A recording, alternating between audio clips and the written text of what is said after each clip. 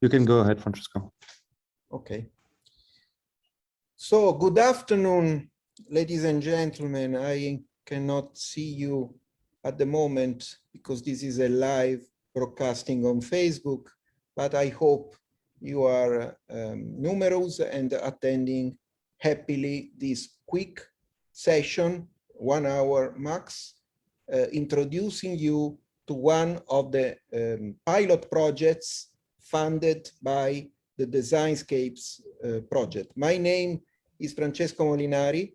I am the project manager of DesignScapes, and I will briefly introduce you to the project itself and the reason why we are here today, describing and presenting a nice initiative, as I mentioned, which belongs to the 99 projects we funded over the past couple of years, having to do with design, innovation, and cities. Quite a special project, as you will learn very soon, because it has to do with a sort of introspective essay, an essay at reading between the lines and between the actions that we have been undertaking as leaders of this project to create connections and further scalability opportunities for the pilot initiatives we, as I said, funded with the contribution of the European Commission.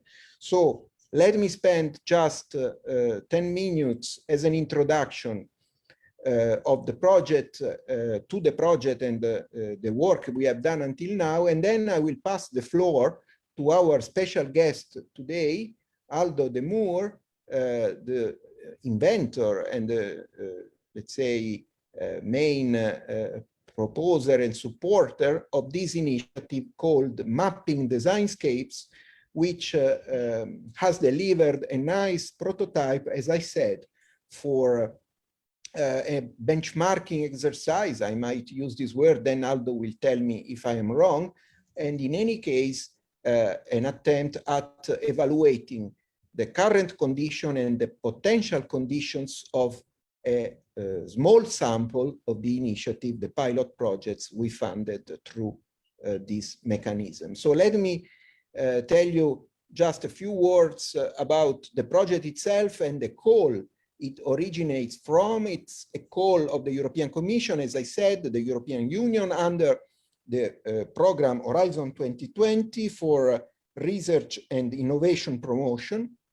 It was a specific call under the topic entitled User-Driven Innovation, Value Creation Through Design-Enabled Innovation. And the specific challenge addressed by that call was that many public sector organizations, and especially businesses, but also public sector organizations, currently miss out on the potential to utilize design as a source for improving efficiency and stimulating growth. Let me specify that design in this context has a broader meaning than aesthetic design. It has more to do with problem solving and co-creation and user-driven innovation, as the title of the call went. At that time, you see, it was back into 2016. It was more than 4 years ago. Actually, this project here is coming to an end at the end of September 2021, and this initiative is part of what we called the unconference, the final unconference of DesignScapes, which is a bit more than simply a collection of online sessions, because it occupies the entire 3 months from July to September, the entire final 3 months of this project. So what we were looking for, we tried to elicit the emergence of proposals from all over Europe and also outside Europe. We got winners from Albania and candidates also from outside Europe, South America, India, Pakistan, and so on. What we tried to do was to promote the convergence of 3 elements which we considered relevant for the purpose of the call. design, as I mentioned, innovation, as it was obvious, and also the urban dimension. The urban dimension for us was very important because we saw that as the place of opportunities, but also the place where resources, special resources are offered to innovators and designers, which are probably not completely exploited at the moment. And also we saw cities as the places where innovative projects could be developed, which were having at the same time an eye on solving local issues and the other eye on the global challenges that everybody talks about and is aware of, for example, demographic decline or the crisis of welfare systems or carbon dioxide and pollution in general. These issues here, global issues, very hard to tackle, in our opinion, could better be addressed at city level. That's why our interest. What we did was to distribute 1.5 million euros according to 3 stages of the same call. The first stage was funding feasibility studies of innovative design-enabled solutions in cities. Any kind of solution was acceptable for us, including products, processes, services, methodologies, whatever.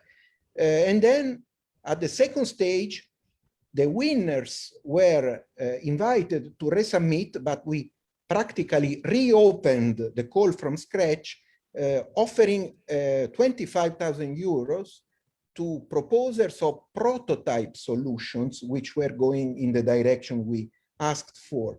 And finally, at the third stage, we offered the same amount of money to document in the terms of scalability proofs that solutions developed successfully in one city, funded by our call, but also funded by any other source, could be successfully transferred or scaled up thanks to our financial support.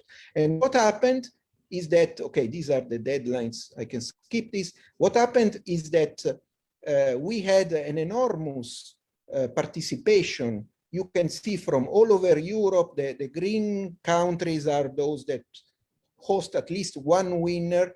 And you can see at the first stage, we got 5 times the number of seats in terms of applications. And also you see Turkey and also other countries represented here, probably at the second call, no, but they are not shown in the map because they are outside Europe.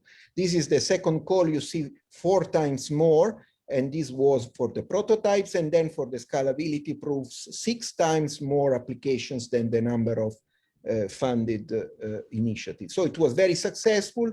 It was about including design in the sense of co-creation, design thinking, and so on, into innovative processes.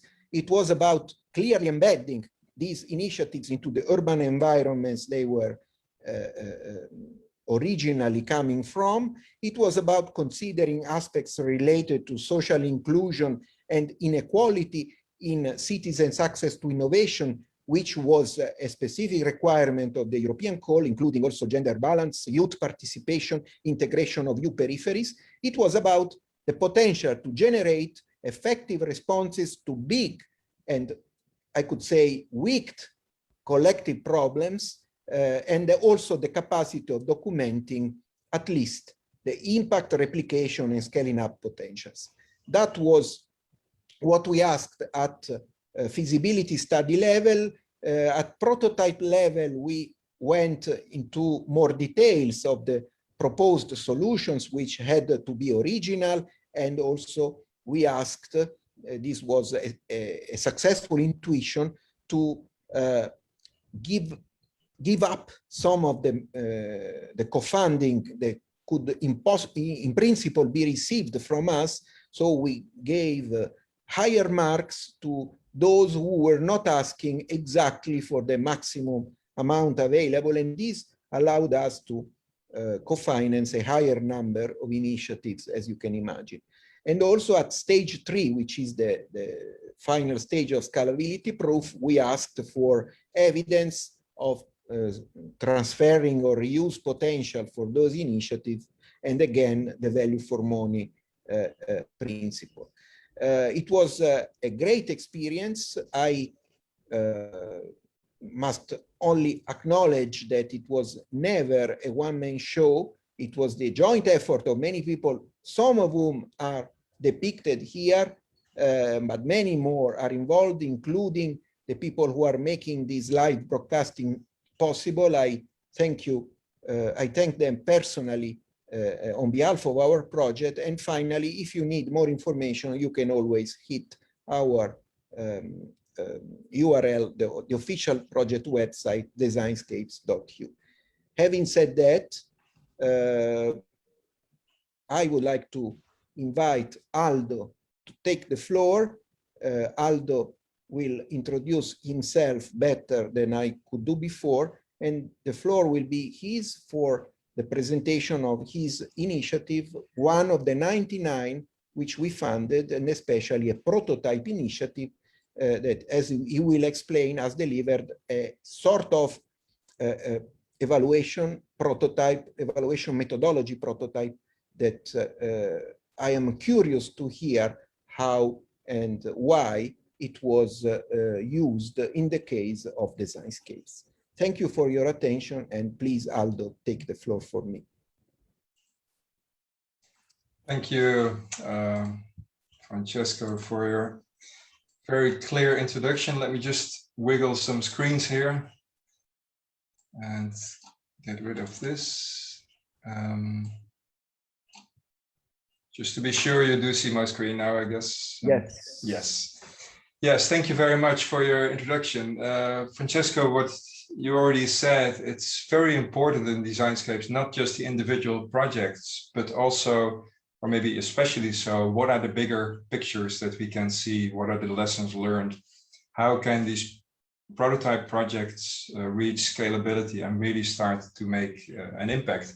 So in that sense, Mapping DesignScapes is kind of a meta project. It was a project about these projects. And what we really try to do is take a random sample of some of the, in this case, urban prototypes, and see, could we together make sense of what the meaning was of these different projects? Were there conceptual connections between the different projects? Were there lessons learned that might scale up or that might be shared with other cities? What are the bigger meanings apart from the individual city contexts? And the way we wanted to do that is to see, can we use maps of the, if you will, collaboration ecosystems, all the different stakeholders involved, the design activities they get involved in, the tools they use, the problems they work on, like what you said, climate change, social inclusion, all these kinds of big problems that are very abstract, but that cities find very particular solutions for. But then it's almost like the prototypes are about the particular solutions, and we step back, one step back again, and try to see what is that bigger picture that these individual solutions try to tell. Well, so really the main question is here, how can we use this mapping, in this case of these collaboration ecosystems, involving the participants themselves in providing the data, in making sense of what they see, but also in together helping to define the language. What are the things that are important to put on those maps? Because mapping is really about things that you put on the map, but also things that you leave out. So it's very important to get that language right. So we spend a lot of time on developing that language. The basis of this is an existing methodology that I've been working on for a long time. And let me just introduce myself. My background, Aldo de Moor, I have my own research consultancy, CommunitySense in the Netherlands, but also have a long way back career in academia. And I've always been very interested in community informatics. How can we use ICTs effectively to build communities, to connect communities, to strengthen communities? And particularly, I'm interested in not so much individual communities, but different communities together forming a bigger whole. Like, for example, in a city, there is many different communities. You have business communities, you have neighborhoods, you have people in schools, you have all kinds of cultural communities. Together they make up the city. So what is that common ground that these different communities have that you can start weaving new initiatives around to reach more impact? So the community center methodology is both a combination of, let's say, heavy duty theoretical academic background, but also a lot of the practical experience that I acquired over the years doing real boots on the ground community informatics projects. And the essence of the methodology is that you start mapping part of your ecosystem of stakeholders and things they work on. And together with those stakeholders, you start to make sense. What do we see here? What are the issues? What are the priorities? What are the next actions that we could take? Then you take these lessons learned and put them in the next stage, the network building. So that could be any way in which you build a consortium, build a city. Of course, my methodology is not involved with that, but it informs that other network building activities. And once that has happened, you want to evaluate that. What went right? What went wrong? What are the new stakeholders involved? What new initiative emerged? And you put them back in the map, on the map, in the knowledge base, if you will. What are the stories, especially important? Because stories are about meaning. What do people think is important in what I did, the impacts they had, the things that went right, the things that went wrong. So stories are a very important part of the methodology as well. Enough about that, I'll just start showing you things. A methodology is nothing without a tool. So just like in Designscapes in general, tools are very important. Also for the mapping, a tool is very important. In this case, we used the online network visualization tool, Kumu, and I'll show you some examples of what that tool does. But very important is this tool allows you to create many different perspectives on the same data. So you can look at that same knowledge base, at that same map from many different points of view. And that is very important, as we will see later in this talk. So what were the key outputs that we envisioned when we started the project? First of all, we wanted to get a conceptual model. And what is a conceptual model? In a way, you could say, that is the mapping language that we use. That's the visual language that we used, including what are the types of things you want to put on the map? What are the types of connections you want to put on the map? You could think of what are the stakeholders involved? What are the design activities? What are the themes they're working on? But also the connections. How does, for example, a design proposal lead to some impact on the problems or solutions that Designscapes is about in terms of climate change or social inclusion. So it's really about getting the essence, getting the conceptual backbone of the maps that's underlying the maps, because that conceptual model helps you to ask the right questions. Otherwise, you're just going to put a lot of garbage on the map and anything goes, but then in the end, you have just a lot of noise. Using that conceptual model, we started to build the actual maps. And we did this together with three partners, three existing funded projects in Designscapes. I'll introduce them later on in the talk. And they helped to see, okay, yeah, this makes sense. This thing we want to put on the map, that doesn't make sense. So they helped to tweak the language, but also they started to map their own case using that same language that we kind of bootstrappingly developed, and that helped us to also refine that conceptual model. So we put all of that in that visual knowledge base in that Kumu tool that I just showed you. And finally, also we produced an interactive lessons learned demonstrator using Kumu that kind of tells the same story in a way that I'm telling you today online, and you can access that's still available for everybody. The cases. So one case was the landmarks net in Greece. And I'll show the individual cases after this, so won't say anything more now. Another case was Cyber City in Finland. And the third case was City Barge in the Netherlands. And well, two criteria in choosing the cases, because we couldn't do all 40 cases in all 40 urban prototypes. We had to make a selection. So two criteria were we wanted to have them from different parts of Europe, of course, but also there needed to be an overarching kind of theme that these cases were working on, so that there is an interest for these different cases to start talking to each other, because I want to know, how do you do that? We are interested in this theme, you're interested in this theme. You have a very different approach, but we both share that interest in that theme. So there is a motivation for them to collaborate. And the theme we chose was environment, green spaces, environmental protection. So really that kind of sustainability issue was a key common denominator. So this is the first case. Actually, the Landmarks had a very nice case in Thessaloniki, developing basically a network of 10 green spaces in the city, where a lot of the areas are kind of run down, but using green spaces, you can create new local hubs of community. And that a very nice way of prototyping that. And Landmarks.net will also present themselves, if I'm not mistaken, later on in this series. So definitely worth looking at.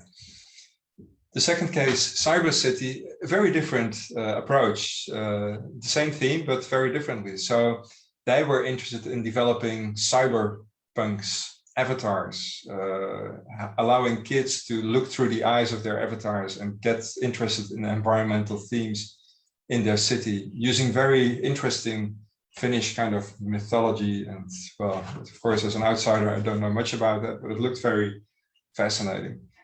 The third case, City Barge in the Netherlands. As you know, in the Netherlands, we have a lot of water, especially the last few days. We are now receiving all the water from the terrible floods in Belgium and Germany. So anyway, in the cities, there's also a lot of canals. And in one of the cities in Delft, City Barge is trying to create a system using these canals to deal with collecting garbage. And the idea is that it's not just putting some boats in the water, there is a whole social network of business partners, municipality, laws, rules, regulations, etc., etc. So it's quite complex, not just technologically, but also socially and regulatory. So we had three very interesting cases sharing a common theme. The idea that we had was to do some online work prepping, or to come up with the kind of the prototype language, the prototype approach. They would fill that out, and I would come to their field visits in city, and we would do some design. I would latch on to their design workshops that they already were planning with their own local stakeholders. And of course, then COVID happened, so we had to tweak our methodology. So now it has become online only, although of course in the future we would hope to also include hybrid approaches, including physical meetings. So two main stages. The first stage was the actual mapping. So getting ready to define our common language, that conceptual framework, starting to create those maps, and actually then filling that knowledge base. So the steps we did here were, first of all, we created that initial conceptual framework. So what are the kinds of key elements and connections that could be important to put on the map? We use that to define the architecture of the knowledge base, the visual knowledge base, the implementation in that tool. In addition to what are the key kinds of elements and connections to put on the map, we also had to experiment with what are the best kind of visualizations. Do you want to make an element big or small, or maybe put a circle around it to draw attention to it? The lines, should they be thick or dashed? So there's lots of design choices to be made there as well. So we created that architecture, and based on individual interviews that I held with the various cases, plus some surveys that they filled out, we created what we call seed maps. And a seed map you should see as a sketch around a topic of choice. That kind of gives a very rough outline of what that collaboration ecosystem is all about in that city around their problem. So important to realize, a map is never the territory. It's not complete, it's not fully accurate, but it's enough to get going in terms of sense making, in terms of telling stories, of connecting stories across the cases. So it's a loose way of trying to elicit meaning.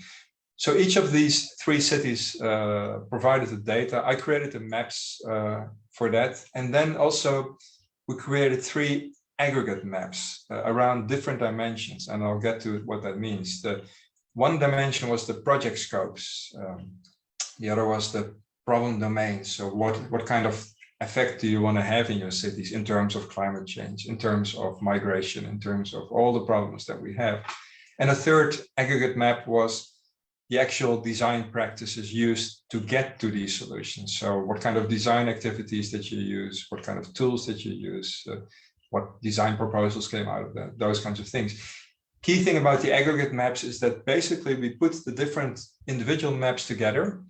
And because there was a common visual language underlying that through that conceptual framework, suddenly it was meaningful to put these different maps together. There were conceptual connections between the different maps so that you could immediately get started on what does that mean in your context? What does this mean in our context? And maybe we see some common ground there. So it's, well, I don't have much time, so I'll just fly through this. And Francesco, if you have any questions later, feel free to ask them. But I'll just briefly try to sketch the landscape that you get an idea of what this was about. So a lot of details which I cannot cover now, but key concepts, so key elements to put on the map had to do with the problem domain, the project scope, and the design dimension. And what's also important, what you see here, that must be very familiar to those of you who have been involved in Designscapes, because the terminologies that we chose were actually taken from the project proposal forms. And there's several reasons why we did that, but the most important one was that this is lived language. People, the individual teams had to spend a lot of time preparing the proposals, going through the review process, negotiating with the project management. So these terms had meaning. And even more important was that all of these projects use that same form. So already there was kind of a conceptual connection hidden below the surface that in the maps we tried to tease out and make explicit and make visual. And then we could actually start to use them to trigger meaningful conversations about lessons learned. And again, I have no time to go into details. This just shows you an example of what we call collaboration pattern. So a collaboration pattern you should see as some meaningful, almost a template of connections between elements. So in this case, one of the templates was in terms of the problem domain that designscape problems that were mentioned in the form, they are being solved or partially solved by Designscape's fields of action. That's particularly Designscape's lingo for kind of solutions for problems. And what we also found important is that in local cities, they have local solutions and local problems. They use terminology that's not necessarily, actually that's not at all the same as the more abstract categories that Designscapes uses. So we found it very important that cities were able to express their own solutions, their own problems in the language that was recognizable to their stakeholders. Because local stakeholders, this would mean nothing to them, the Designscapes terminology. At the same time, the Designscapes terminology was important because it was an interlingua. It's literally a bridge between the local solutions of one city and the local solutions of another city. So that's the kind of things that we try to tease out in that conceptual framework. And a lot of work. So it may look like, okay, that's simple, but in order to get simplicity, you often have to go through a lot of complexity. So we had to go through many iterations of that framework. And here you just see some versions of how that framework looked like, actually expressed already in a map here. But in a way, what you can see in the end, it kind of converged to a problem domain, and I'll show you more details later, a project scope, and here the design dimension, so the design activities and design tools. So this took a lot of work in terms of what types of elements and connections, how to put them on the maps in terms of geographical clusters, how do we deal with local versus global concepts, how do you make these visualizations right, etc. So in the end, I already kind of hinted at that. This, in a way, is the template represented as a map. So you could see here, and of course, no details here, but over here, the project scope had things like project focus. So this might be project focus, this might be innovation targets, this might be project orientation, plus all the options that could be chosen from in the design proposals. So it's things that one project might select this and another project might select that, etc., etc. So we use this as the underlying template language. But then we asked the different projects to map their own local context. So this is the language, or this is the map that I made based on the data provided by the representatives of the LandmarksNet case. So for example, you see, interestingly, you see a lot of different design proposals here, whereas other projects like Cyber City, they had very few, and City Barge also had much less, and it had to do with the way the projects evolved. For example, in Greece, also because of COVID, they invited citizens to come up with their own design proposals. So here it's much less experts, it's much more citizens, but they have many more proposals. Whereas in Cyber City, it was many more design experts, so it was much more focused, and the same for City Barge. And what's interesting in City Barge also, you see that they have a very complex problem domain model. And that reflected their very complex city complexity that they had to deal with, dealing with the government agencies, dealing with all the businesses that needed to use their boats, all kinds of citizen complaints that needed to be taken care of. So already just by looking at this, you start to get a global feel of that these cases were different. For example, Cyber City problem domain was much less complex because they were much more focused on actually the design of the avatars themselves. So it was more a technical project, and City Barge, apart from being very technical, also was very socio-technical project in terms of regulatory complexity, at least. Okay, so what I said already, we created cross-case maps we could use. This is an example of the project scopes. So what you see here, you see the Cyber City design project, City Barge design project, and the LandmarksNet design project. And you see in one go immediately that all of them found, for example, participatory process to validate ideas, and participatory design and co-design are very important. So immediately it was a starting point for a discussion of, hey, you all find this important. How do you interpret those kind of abstract terms in your own local context? So there was a lot of things that we could learn from these kinds of immediate observations. For example, only City Barge was interested in the global market society because they were more business oriented than the other two proposals. So depending on what your crowd is, you can read this map in a very different way, but it gives you meaningful focus for starting a deep conversation in the domain, in the scope of, in this case, DesignScapes. Here you see a cross-case map of the problem domain. So what you see, it's hard to see here actually, but you may see that there are kind of pink circles around the red circles here. And that was one of the conventions that we took.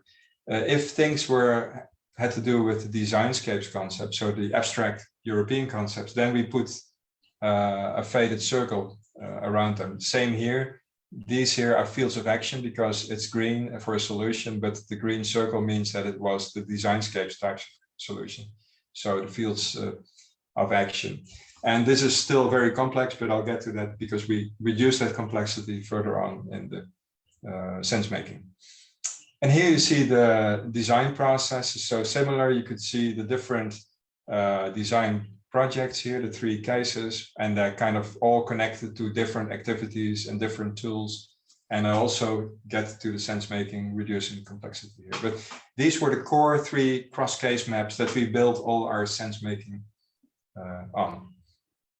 So all that mapping was important, but it was a means to an end. The real goal was to help to make sense, to find meanings, to share lessons learned, to see what could be next actions.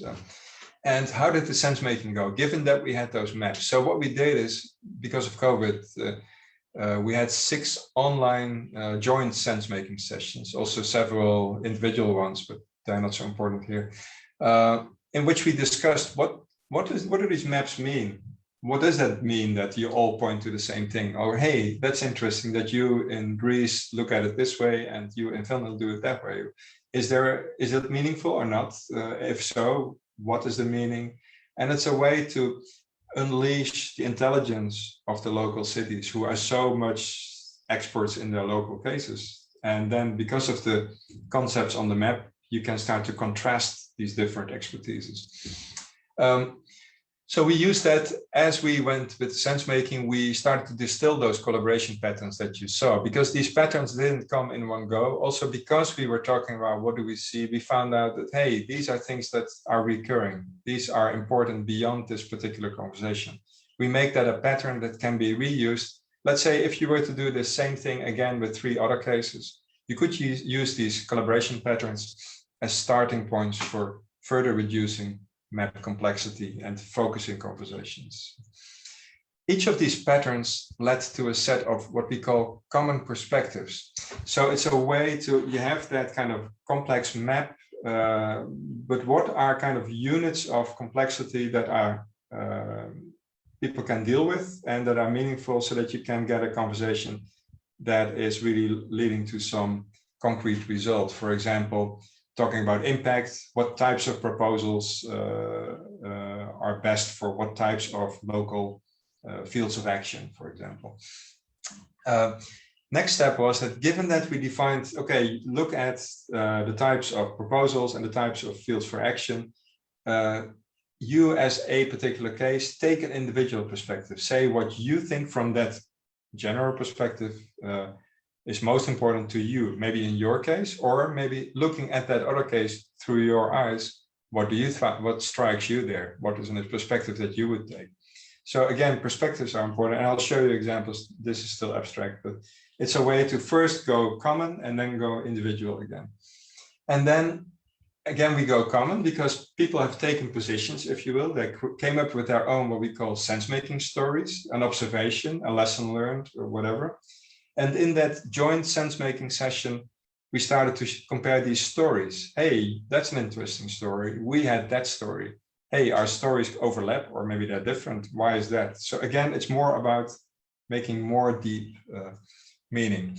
And finally, this was more back end. All of these lessons learned as we were going through all these sessions also helped us to refine that conceptual framework, that ontology that you saw in the beginning. Okay, sense making. I have to hurry up to see sense making. So what is sense making? Everybody's always using it, and it's actually not an easy term.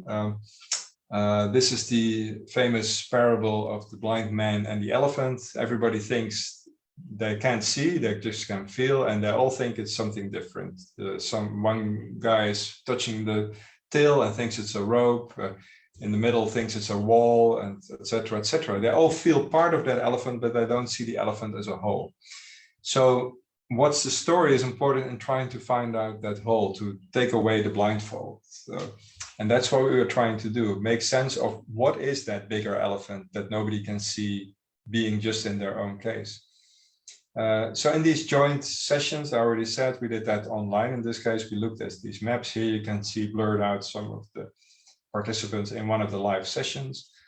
And well, no, I won't go into technical details, just take my word for it. These were the kind of 6 main collaboration patterns that we came up with. And these are not set in stone. They could be changed in a future project. This is just what we found really kind of key kind of patterns that we saw coming back. Map signatures, design project scopes, problem domains, design processes, impacts, context of design. And again, it doesn't really matter so much what there are, but in each of these patterns, we defined a set of common perspectives. For example, in the problem domain pattern, there were 3 perspectives that we found useful. One was looking just at the problems, the domain problems, plus the local problems. So what did the individual cities in their own local terminology, how did they look at these designscapes problems and how did they compare?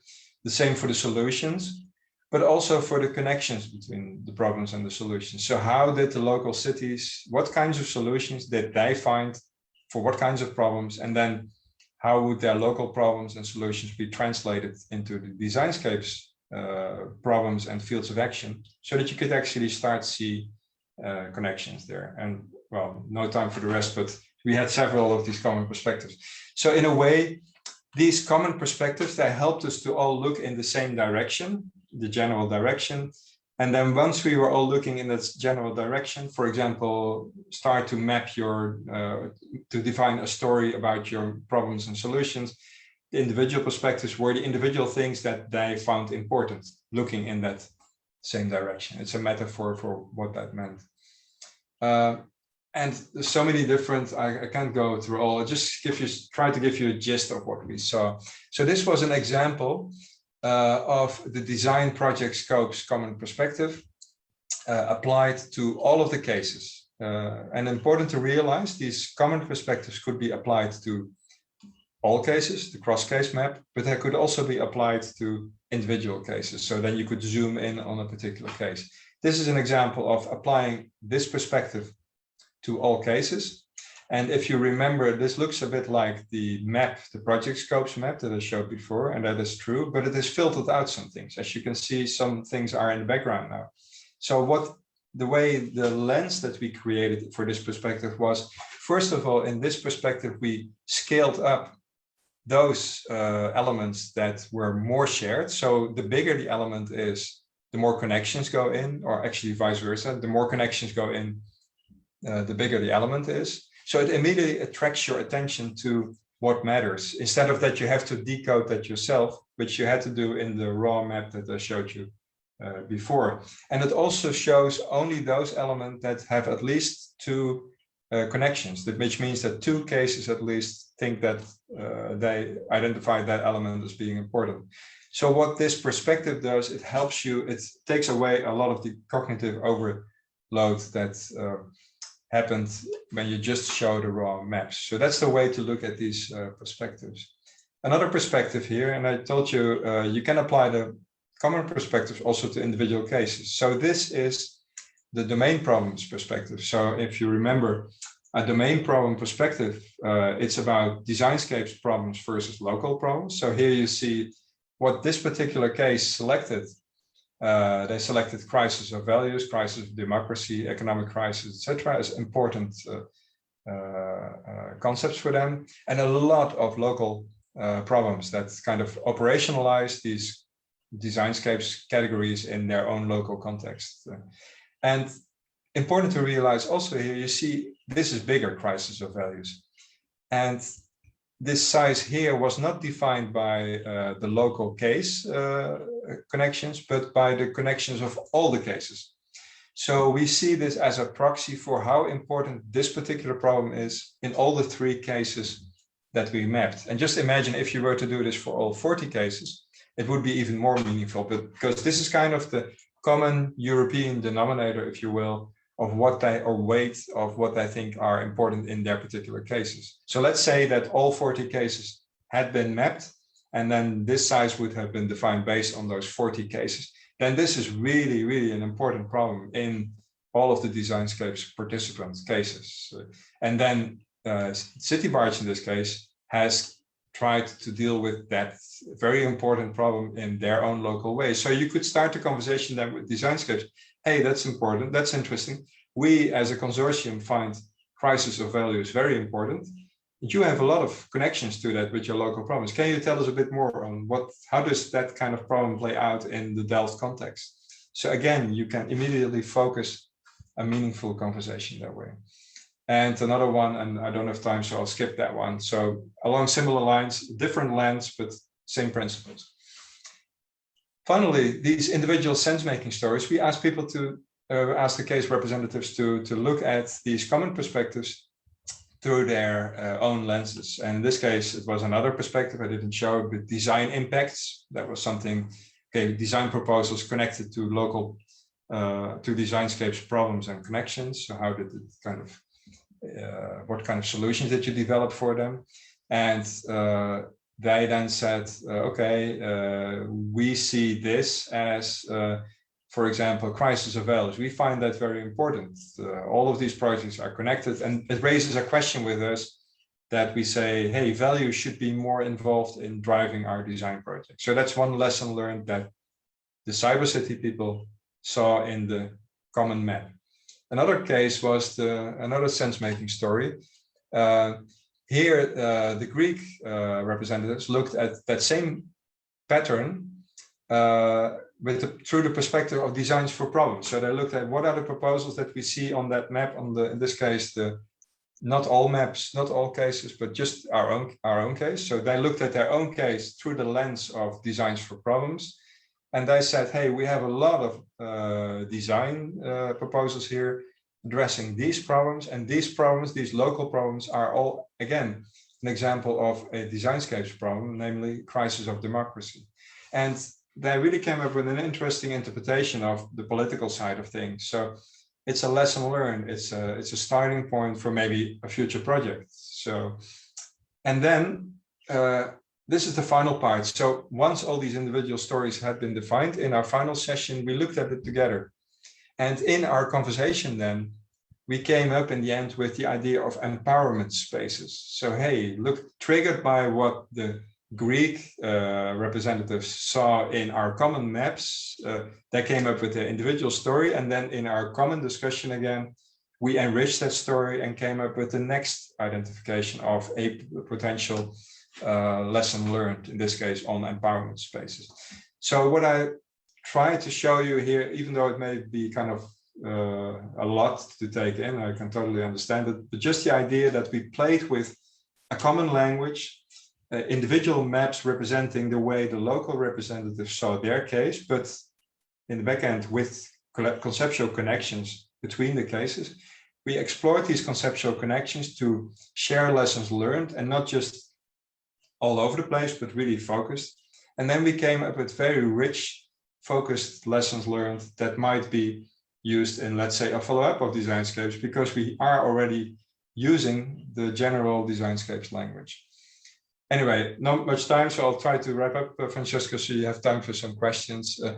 Just some of the bigger lessons learned from our own methodological perspective. So you could say in a way that what we have developed here, or started developing here, based in the community sensor methodology with the particular urban experience in Designscapes, is that we kind of created that kind of ladder. There's a lot of these participation ladders in the literature, but here it's like you start from a very abstract kind of conceptual framework, types of elements, types of connection, create individual maps. You then start to make cross-case maps. You distill patterns that you see that are meaningful.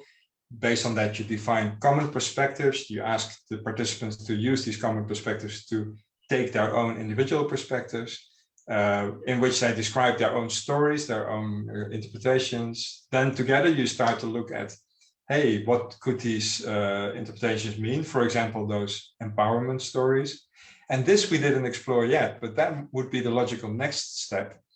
How could those interpretations then lead to common actions? Maybe to, in a scalability stage, that you would say, hey, we came up with that empowerment spaces. That really is a shared concept. It lives, it's grounded in our maps, it's grounded in our discussions.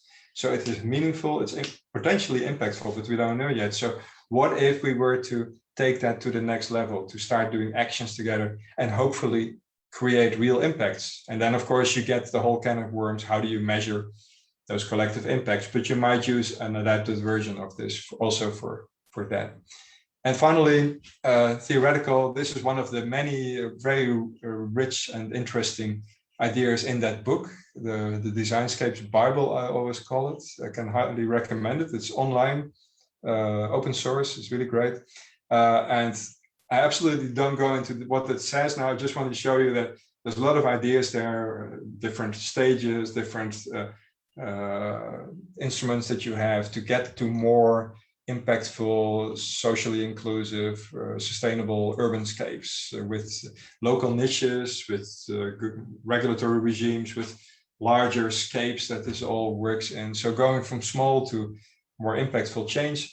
So what if you were to use this kind of methodology to start with these niches, these prototypes, for example, but slowly start to move more towards the larger levels, the city levels, the regional levels, the national, and hopefully also the European levels. So it might be one of the instruments in a meta instrument in distilling more meaning out of the individual cases, and generating ideas that are actionable towards finally developing more fruitful regimes and scapes.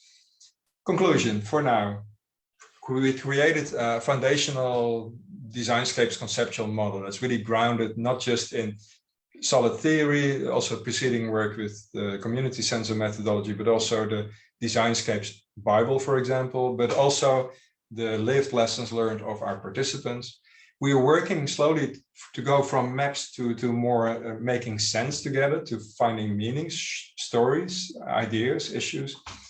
We created a proof of concept knowledge base, plus the demonstrator with all these maps, with the perspectives, with the stories. And the final is an open question. Would it be possible and would it be useful to scale this up maybe in some future follow-up project or program? So that's kind of an open call, and we don't know the answer to that yet, but we are definitely open to explore that. So I think, Francesco, that was my story. There's not much time left, but you have a bit of time to ask some questions. I hope this made some sense, and if it didn't, well, this is your chance. No. First of all, thank you for this presentation. It was great. I'm really glad that it's being broadcasted live and recorded, because people will have time and ease to go back, and myself, I will have time and ease. I have dozens of questions, as you can imagine, but it's not possible to do so many in 7 minutes, including your answering time. So let me be very, very quick and sharp in asking maybe 2 or 3 things. Let's say what you can do. I will give most of the time to you for the answers. So my my general comment is this: is that this sense-making ladder is a very, very interesting and very promising framework. You talked a lot about the possible implications, follow-up studies, and so on. So the first question is, what kind of use are we going to think it may be done apart from the follow-up of your personal research? Do you see any space to reuse this in the education or in the policy making or in any other domain? First question. Second question, related to that, it's a kind of mapping exercise. Visuals help a lot. Visuals are also tricky in some cases, but I like the idea of doing many more exercises with many more cases. And so my second question is, did you perceive that the differences in the shapes of the 3 cases were mostly due to the domain, to the problem to be solved, to the kind of solution that was envisaged, to the methods being used? What is the driver? So if you, you know, the Rorschach test, if I was exposed to 2 distinct graphs, let's say, what kind of message should I infer from the differences between the 2? You said that there is a lot related to problems and solutions and so on. So what is the driver of the difference that you might leave in 3 minutes for the record? And finally, my very last question.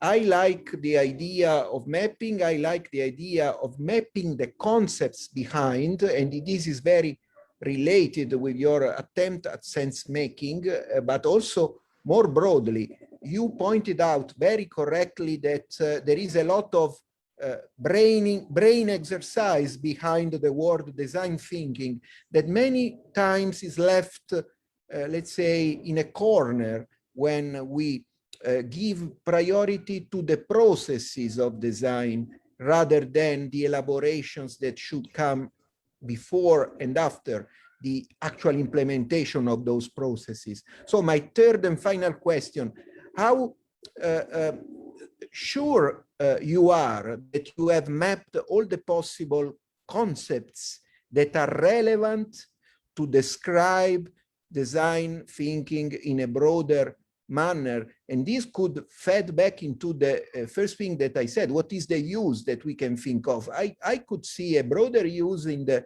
direction of finally mapping the design thinking approach and showing maybe the best and the worst applications of the same approach in different contexts or even in the same context in different times. Sorry for being maybe too long, but now the floor is yours. No, thank you, Francesco. Very clear and also kind of coherent, connected questions. I think I'll try to answer briefly, and I won't be able to answer fully, but we can follow up in the future. Follow up for policy domain. Well, I think one important thing is that's also what we experienced a lot, is there so many ideas for follow-up projects or idea, like just that empowerment space as a very as kind of a toy example. So there's a lot of ideas that came about follow-up questions, ideas for activities, for proposals. So it could be a way to seed the next step, instead of what you often see in a lot of project-driven frameworks.